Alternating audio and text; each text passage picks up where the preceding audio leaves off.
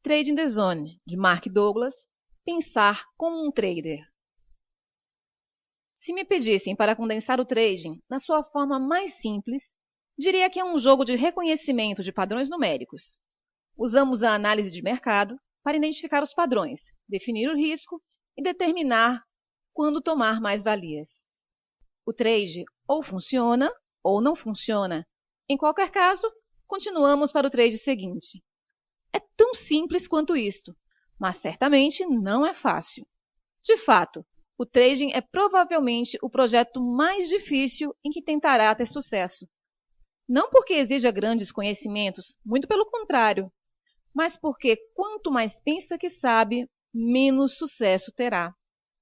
Fazer trading é difícil porque temos de operar num estado em que não precisamos de saber. Muito embora a sua análise possa revelar-se, por vezes, perfeitamente correta. Para operar num estado em que não tem que saber, tem que gerir devidamente as suas expectativas. Para gerir devidamente as suas expectativas, tem de reordenar o seu ambiente mental para que acredite indubitavelmente nas 5 verdades fundamentais. Neste capítulo, vou dar-lhe um exercício de trading que irá integrar estas verdades sobre o mercado a um nível funcional no seu ambiente mental. Ao longo do processo, irei mostrar-lhe as 3 fases de desenvolvimento de um trader. A primeira fase é a fase mecânica.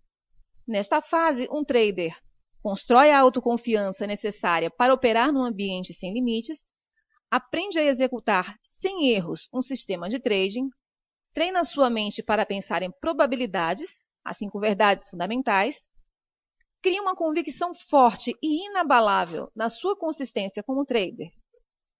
Quando tiver concluído esta primeira fase, pode depois avançar para a fase subjetiva do trading. Nesta fase, usa o que já aprendeu sobre a natureza do movimento do mercado para fazer o que pretende. Há muita liberdade nesta fase, pelo que terá de aprender a monitorizar a sua predisposição para cometer erros de trading, que são o resultado dos problemas de autoavaliação não resolvidos a que me referi no capítulo anterior. A terceira fase é a fase intuitiva. Fazer trading intuitivamente é a fase de desenvolvimento mais avançada. É o equivalente, no trading, a chegar à faixa preta nas artes marciais. A diferença é que não tentamos ser intuitivos, porque a intuição é espontânea. Não vem daquilo que sabemos a um nível racional. A parte racional da nossa mente é estruturalmente desconfiada da informação que recebe de uma fonte que não compreende. Ter a sensação que algo está prestes a acontecer é uma forma de saber muito diferente de saber racionalmente. Trabalhei com muitos traders que tinham frequentemente uma sensação intuitiva muito forte do que ia acontecer a seguir, e viam-se confrontados com a parte racional de si mesmos, que persistentemente lutava por agir de outra forma. É claro que se tivessem seguido a sua intuição, teriam experimentado um resultado muito satisfatório. Em vez disso, o resultado era normalmente muito insatisfatório, especialmente quando comparado com o que tinham percebido antes como possível. A única forma que conheço em que pode tentar ser intuitivo é trabalhando na criação de um estado mental que esteja o mais disponível possível para receber os seus impulsos intuitivos e agir com base neles. A fase mecânica. A fase mecânica do trading está especificamente concebida para construir o tipo de aptidões de trading, confiança, segurança e pensamento em probabilidades que irão compeli-lo a criar resultados sustentados. Defino resultados sustentados como uma curva de resultados em crescimento regular, mostrando perdas ligeiras, que são a consequência natural de oportunidades identificadas no mercado que não funcionaram. A não ser que descubra um padrão que vire as probabilidades de um trade ganhador a seu favor, alcançar uma curva de resultados crescente implica eliminar sistematicamente qualquer hipótese de cometer o tipo de erros que resultam do medo, da euforia ou da autoavaliação que descrevi neste livro. Eliminar os erros e melhorar o seu sentido de autoavaliação irá exigir a aquisição de aptidões que são todas de natureza psicológica. As aptidões são psicológicas porque cada uma, na sua forma mais pura, é simplesmente uma convicção. Lembre-se que as convicções determinam o nosso estado mental e moldam as nossas experiências de forma que reforçam constantemente aquilo que já acreditamos ser verdade. O grau de veracidade de uma convicção, relativamente às condições ambientais, pode ser determinado pela medida em que nos serve, ou seja, pela medida em que nos ajuda a satisfazer os nossos objetivos. Se produzir resultados sustentados for o seu objetivo principal como trader, então criar uma convicção, um conceito consciente dotado de energia que resiste à mudança e exige a expressão de que eu sou um trader consistentemente bem-sucedido, irá funcionar como a principal fonte de energia que irá gerir as suas percepções, interpretações, expectativas e ações, de modo que satisfaçam a convicção e, consequentemente, o seu objetivo. Criar uma convicção dominante de que eu sou um trader consistentemente bem-sucedido requer adesão a diversos princípios de sucesso consistente.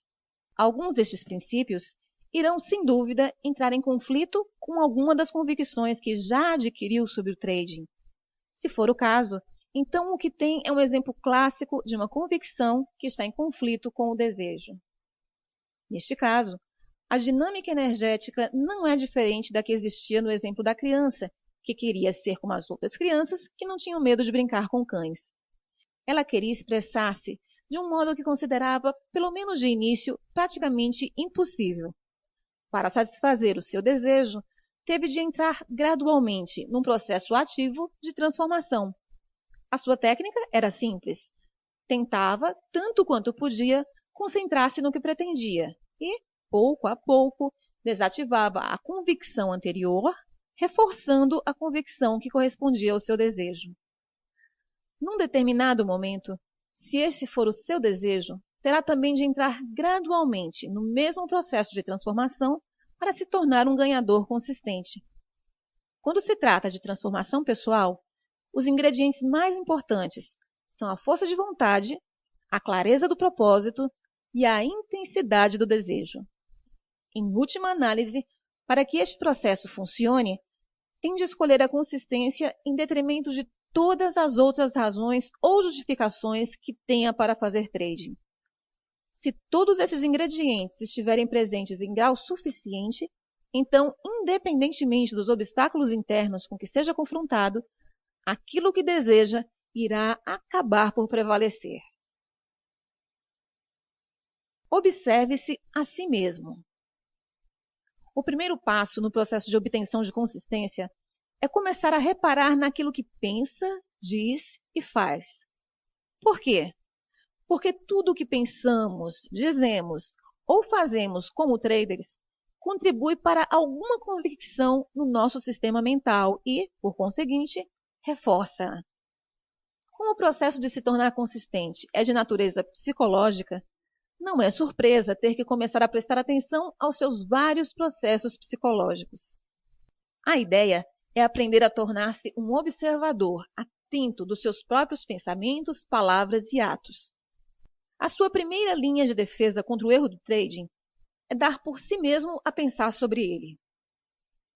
É claro que a última linha de defesa é dar por si próprio a agir. Se não se empenhar em tornar-se um observador atento destes processos, as suas tomadas de consciência virão sempre depois da ação, normalmente quando já está num profundo estado de arrependimento e frustração. Observar-se a si mesmo de forma objetiva implica fazê-lo sem sentido de reprovação ou crítica. Isso pode não ser fácil para algumas pessoas, tendo em conta o tratamento crítico e reprovador que ao longo das suas vidas podem ter recebido de outras pessoas. O resultado é aprender a associar o erro à dor emocional. Ninguém gosta de estar no estado de dor emocional, por isso é normal evitarmos tanto quanto possível reconhecer ou encarar um erro. Não encarar os erros das nossas vidas diárias normalmente não tem as mesmas consequências desastrosas se o fizermos como traders. Se produzir resultados sustentados depende da eliminação do erro, então é uma meia-verdade dizer que terá uma grande dificuldade em atingir o seu objetivo se não conseguir reconhecer o erro. Obviamente, isso é algo que muitas poucas pessoas conseguem fazer. E explica por que razão há tão poucos ganhadores sustentados. De fato, a tendência para não reconhecer um erro é tão comum na espécie humana que nos poderia levar a pensar que é uma característica estrutural da natureza humana. Não acredito que assim seja, nem acredito que nascemos com a capacidade de nos ridicularizarmos ou nos sentirmos inferiores por cometermos uma falha, um erro de cálculo ou um lapso. Cometer erros é uma consequência natural de estar vivo e irá continuar assim até chegarmos a um ponto em que 1. Todas as nossas convicções estejam em absoluta harmonia com os nossos desejos e 2. Todas as nossas convicções estejam estruturadas de tal forma que estejam completamente em consonância com aquilo que funciona da perspectiva do ambiente. Obviamente que se as nossas convicções não estão em consonância com aquilo que funciona da perspectiva do ambiente, o potencial para cometer erros é alto, se não for mesmo inevitável. Não conseguiremos perceber o conjunto adequado de passos a dar para alcançarmos o nosso objetivo. Pior ainda, não conseguiremos perceber que aquilo que queremos pode não ser possível, ou possível na quantidade que desejamos ou na altura em que queremos. Por outro lado, os erros que resultam de convicções em conflito com os nossos objetivos nem sempre são visíveis ou óbvios. Sabemos que irão agir como forças oponentes, expressando as suas versões da verdade sobre a nossa consciência, e podem fazê-lo de diversas formas. O mais difícil de detectar é um pensamento que distrai, que causa um lapso momentâneo da concentração. À primeira vista, isto pode não parecer significativo, mas, tal como na analogia da ponte sobre o desfiladeiro, quando está muito em risco, uma pequena distração pode resultar num erro de proporções desastrosas. Este princípio aplica-se seja ao trading, a eventos desportivos ou à programação informática. Quando o nosso propósito é claro e não é traído por qualquer energia em oposição, então a nossa capacidade de nos mantermos focados é maior e torna mais provável alcançarmos o nosso objetivo. Defini anteriormente uma atitude ganhadora como uma expectativa positiva dos nossos esforços, com uma aceitação de que quaisquer que sejam os resultados, eles são um reflexo perfeito do nosso nível de desenvolvimento e daquilo que precisamos de aprender a fazer melhor. O que distingue os atletas e os artistas consistentemente fantásticos de todos os outros é a sua nítida ausência de medo de cometer um erro. A razão por que não tem medo é que não têm razão para se sentirem inferiorizados quando cometem um erro, significando que não têm uma reserva de energia com carga negativa à espera de brotar e atacar o seu processo de pensamento consciente como um leão que espera o momento certo para atacar a sua presa. O que é que explica esta capacidade rara para ultrapassarem rapidamente os seus erros sem se autocriticarem? Uma explicação pode ser o fato de terem crescido com pais e professores incomuns, que pelas suas palavras e exemplos os ensinaram a corrigir os seus erros com amor genuíno, afeto e aceitação. Digo incomuns porque muitos de nós crescemos precisamente com a experiência oposta. Ensinaram-nos a corrigir os nossos erros com zanga, impaciência e uma nítida falta de aceitação.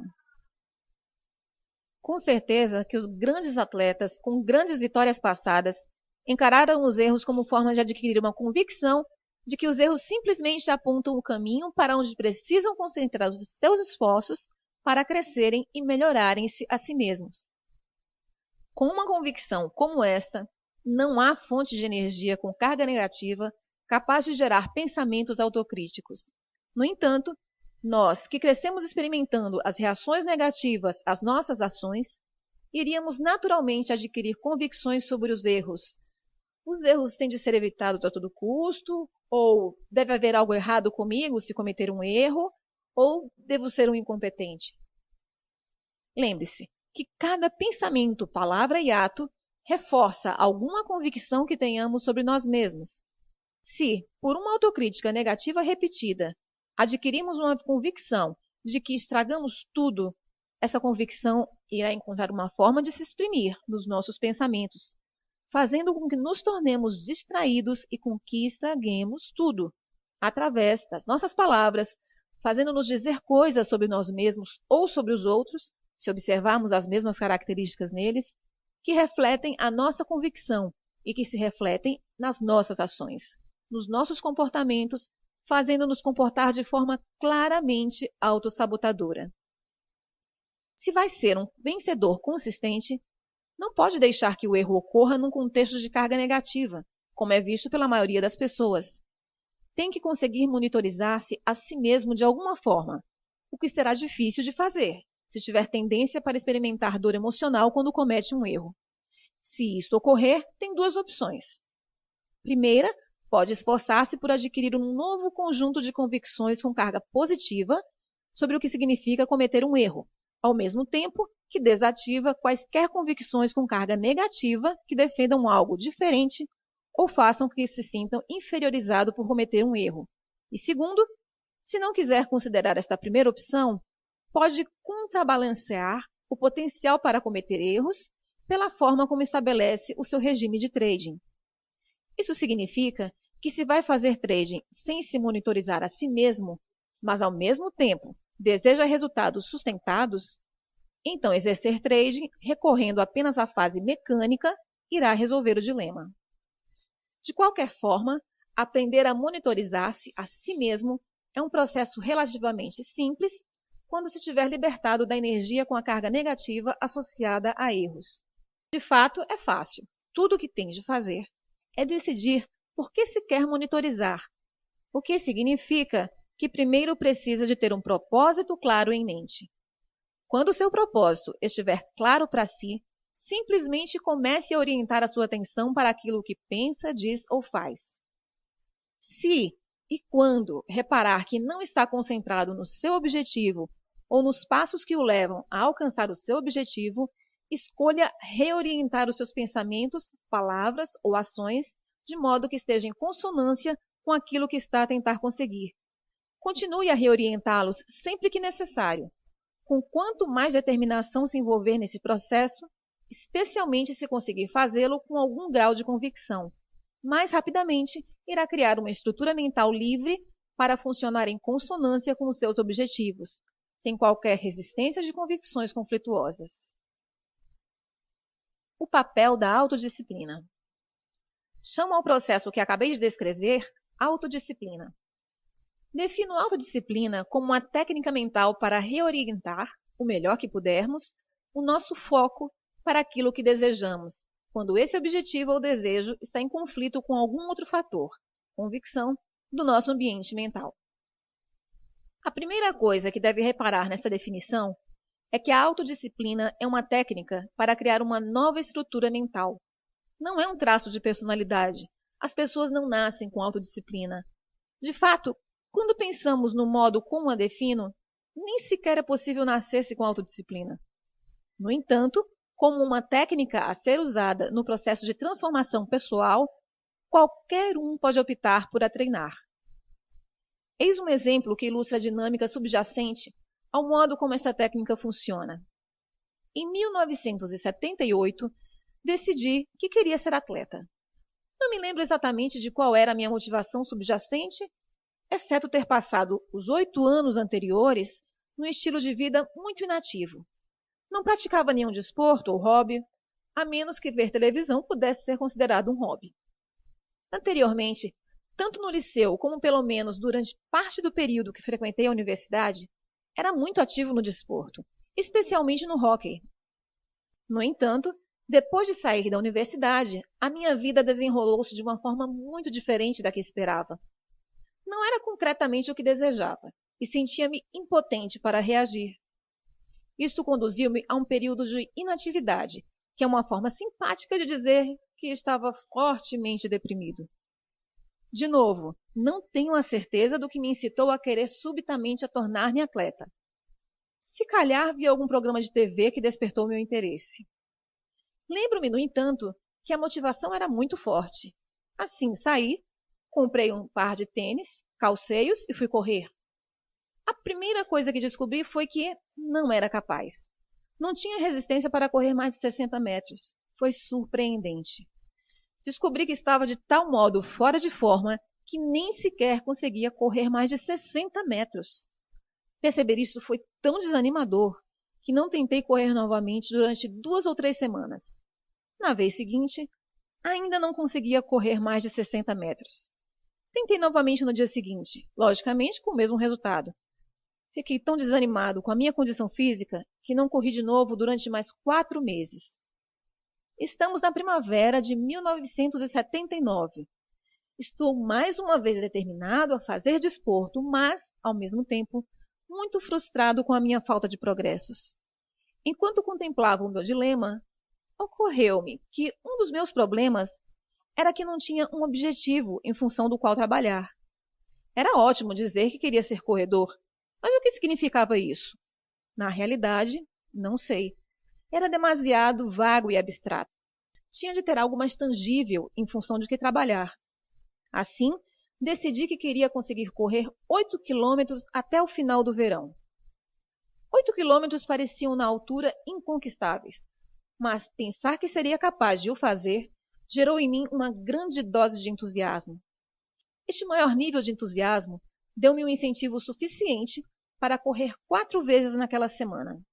No final dessa primeira semana, fiquei surpreendido ao descobrir que bastou um pouco de exercício para melhorar a minha resistência e capacidade para correr mais. Isso aumentou meu entusiasmo, pelo que saí e fui comprar um cronômetro e um caderno para usar como diário de corrida. Defini um percurso de 3 quilômetros e assinalei cada 250 metros.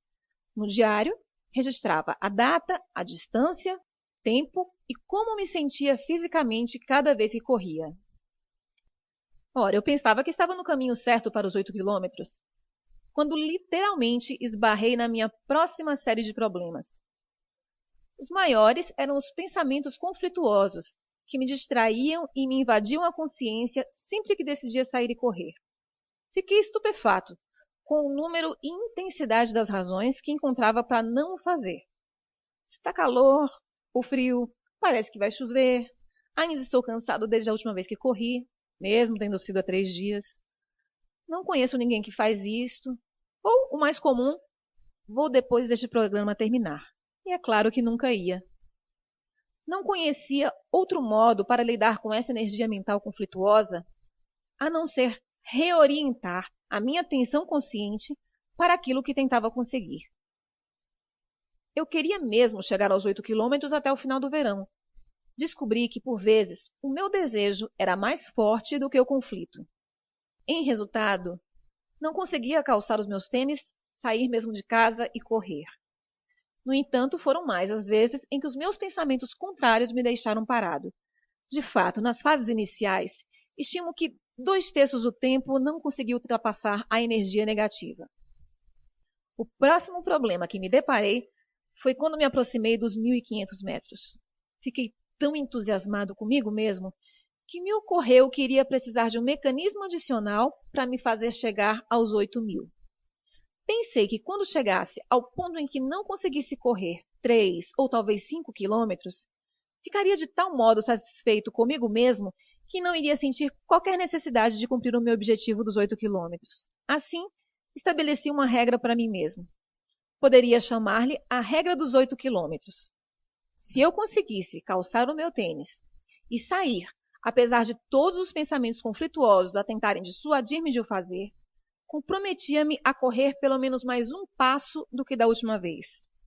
Tudo bem se corresse mais do que um passo, mas nunca podia ser menos do que um passo, seja qual fosse a razão. Acontece que nunca quebrei essa regra e no final do verão atingi os 8 quilômetros. Mas depois aconteceu algo realmente interessante e completamente inesperado. Quando me aproximei de atingir o meu objetivo dos 8 quilômetros, pouco a pouco os pensamentos conflituosos começaram a dissipar-se e acabaram por desaparecer. Nessa altura, descobri que se eu queria correr, era completamente livre de o fazer sem qualquer resistência mental, conflito ou pensamentos conflituosos. Considerando a luta que tinha sido, fiquei no mínimo estupefato. O resultado Continuei a correr regularmente durante os 16 anos seguintes. Para quem está interessado, não corro tanto agora, porque há 5 anos decidi voltar a jogar novamente hóquei. E o hóquei é um esporte extremamente exigente. Às vezes jogo 4 vezes por semana. Tendo em conta a minha idade, mais de 50, e o nível de esforço que o esporte exige, normalmente eu preciso de um dia ou 2 para recuperar, o que não me deixa muito tempo para correr. Ora, se pegar nessas experiências e as puser no contexto daquilo que compreendemos agora quanto à natureza das convicções, há algumas observações que temos de fazer. 1. Inicialmente, o meu desejo de correr não tinha qualquer base de suporte no meu sistema mental. Ou seja, não havia qualquer outra fonte de energia, qualquer conceito dotado de energia a precisar de se manifestar, em consonância com o meu desejo. 2. Tive de fazer algo para criar esse suporte. Para criar a convicção de que eu sou um corredor, tive que criar uma série de experiências em consonância com a nova convicção.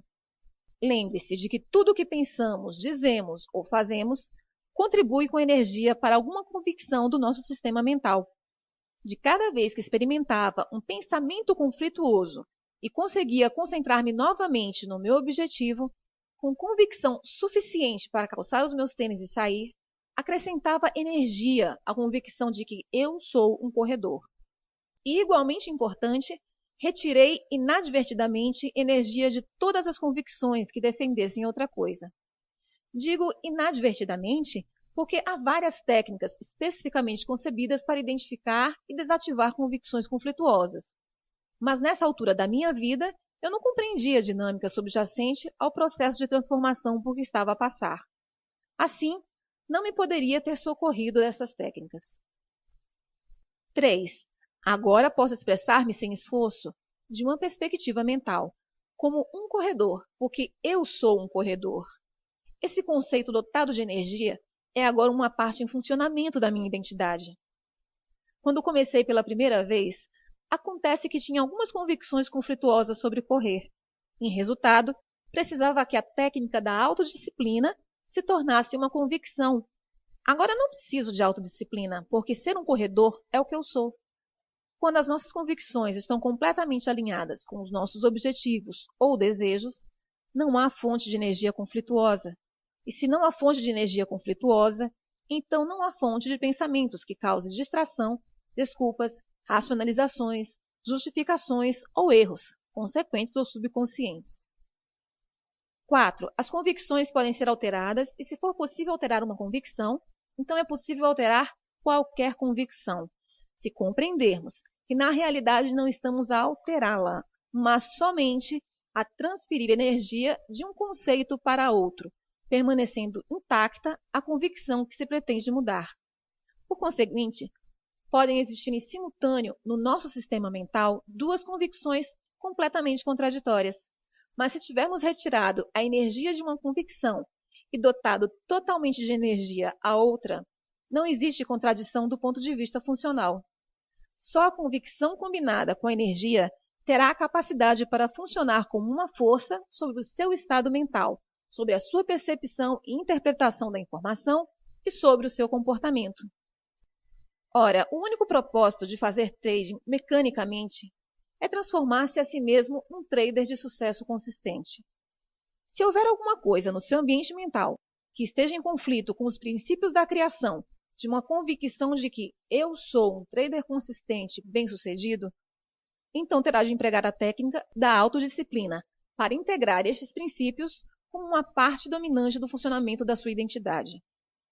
Quando os princípios se tornarem quem você é, já não irá precisar de autodisciplina, porque o processo de ser consistente irá deixar de exigir esforço. Lembre-se que a consistência não é a mesma coisa que a capacidade de abrir uma ou várias posições ganhadoras, porque abrir uma posição ganhadora não exige absolutamente nenhuma aptidão. Tudo o que tem de fazer é adivinhar corretamente, o que não difere em nada de adivinhar o resultado do lançamento de uma moeda ao ar, enquanto que a consistência é um estado mental que, uma vez atingido, não irá permitir-lhe ser de qualquer outra maneira. Não terá que tentar ser consistente, porque tal decorrerá naturalmente da sua identidade. De fato, se tiver de tentar, é uma indicação de que não integrou completamente os princípios do sucesso, consistente como convicção dominante e não conflituosa.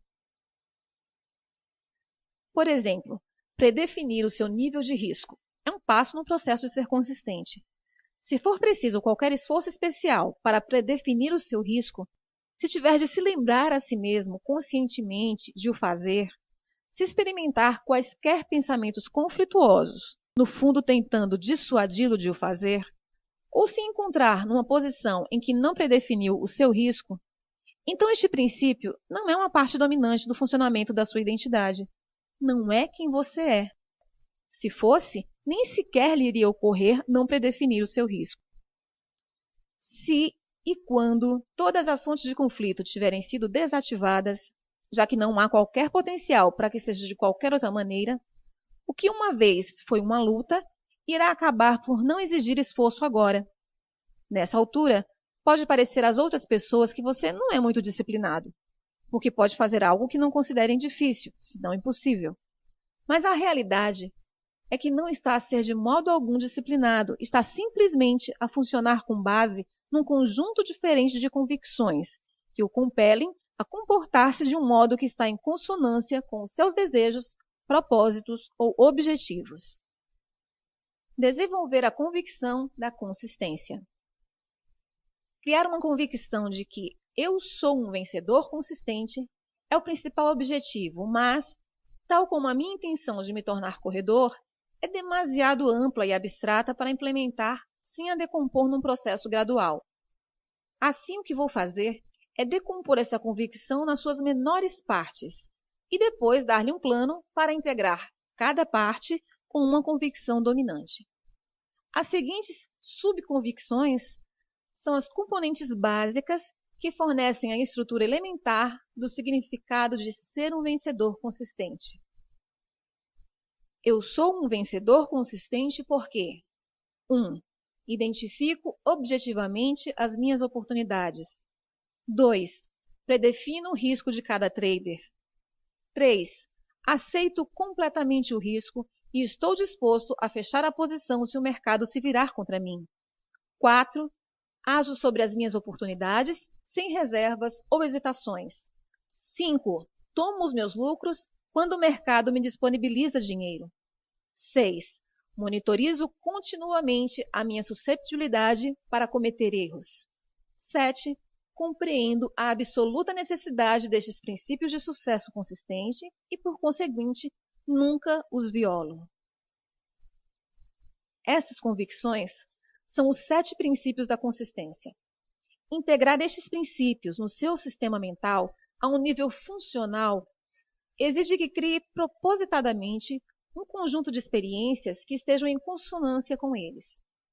Isso não difere em nada da criança que queria brincar com cães ou do meu desejo de ser corredor. Antes de conseguir brincar com o cão, a criança teve primeiro que fazer várias tentativas para se aproximar de um cão. No final, quando o peso preponderante da energia no seu sistema mental foi transferido, conseguiu brincar com cães sem qualquer resistência interna. Para me tornar um corredor, tive de criar a experiência de correr contra tudo dentro de mim, a defender o contrário. No final, à medida que a energia era transferida para esta nova definição de mim mesmo, correr tornou-se uma expressão natural da minha identidade. É óbvio que aquilo que estamos a tentar conseguir é muito mais complexo do que tornar-se um corredor ou afagar um cão, mas a dinâmica subjacente a esses processos é idêntica. Comecemos com um objetivo específico. O primeiro princípio da consistência é a convicção de que eu identifico objetivamente as minhas oportunidades. A palavra-chave aqui é objetivamente. Ser objetivo significa que não é possível definir, interpretar e, por conseguinte, interpretar qualquer informação do mercado como negativa ou positiva. A forma de ser objetivo é operar com base em convicções que mantêm neutras as nossas expectativas e ter sempre em conta forças desconhecidas. Lembre-se que tem de treinar especificamente a sua mente para ser objetiva e ficar concentrada no fluxo de oportunidades do momento presente. As nossas mentes não estão naturalmente programadas para pensar deste modo. Assim, para sermos observadores objetivos, temos de aprender a pensar do ponto de vista do mercado, onde há sempre forças desconhecidas, traders, à espera de agir sobre o movimento dos preços. Por conseguinte, da perspectiva do mercado, cada momento é verdadeiramente único, embora o momento possa parecer, soar ou ser sentido exatamente como algum outro momento passado, registrado no seu banco de memórias. No instante em que decide, ou considera que sabe o que vai acontecer a seguir, irá automaticamente esperar acertar. No entanto, aquilo que sabe, pelo menos ao nível racional de pensamento, só pode ter em conta o seu passado, que pode não ter qualquer relação com aquilo que está realmente a acontecer do ponto de vista do mercado. Nessa altura, qualquer informação do mercado que não esteja em consonância com a sua expectativa tem o potencial para ser interpretada como ameaçadora. Para evitar sofrer, a sua mente irá automaticamente compensar, com mecanismos de proteção conscientes e subconscientes, quaisquer diferenças entre aquilo que espera e aquilo que o mercado está a oferecer. Aquilo que irá experimentar é normalmente chamado uma ilusão. Num estado de ilusão, não somos objetivos, nem estamos ligados ao fluxo de oportunidades do momento presente. Em vez disso, tornamos-nos suscetíveis de cometer todos os erros de trading típicos. Hesitar, agir precipitadamente, não predefinir o risco, definir o risco, mas recusar a aceitar a perda e manter aberta uma posição que vai agravar a perda, sair demasiado cedo de uma posição a ganhar, não pegar lucros, entrar em perdas numa posição que já tinha ganhos, alterar uma ordem de stop para um ponto mais perto do ponto de entrada, ficar de fora temporariamente e observar o mercado a transacionar novamente ao seu favor, ou entrar numa posição demasiado grande em relação ao capital. As 5 verdades fundamentais sobre o mercado irão manter neutras as suas expectativas, focar a sua mente no fluxo de oportunidades do momento presente, ao dissociar o momento presente do passado e, por conseguinte, eliminar o seu potencial para cometer estes erros. Quando parar de cometer erros de trading, irá começar a confiar em si mesmo. À medida que o seu sentido de autoconfiança aumentar, também irá aumentar a sua segurança. Quanto maior for a sua segurança, mais fácil será executar os seus trades, agir sobre as suas oportunidades sem reservas ou hesitações. As 5 verdades irão também criar um estado mental em que irá genuinamente aceitar os riscos de trading.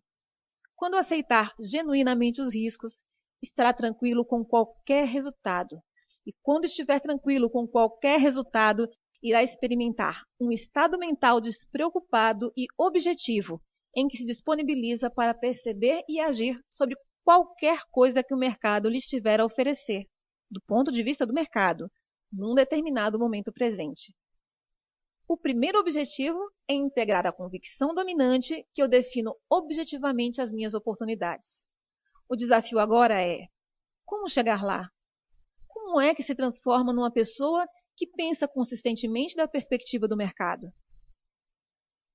O processo de transformação começa com o seu desejo e a sua disposição para se focar de novo no objeto do seu desejo, a autodisciplina. O desejo é uma força.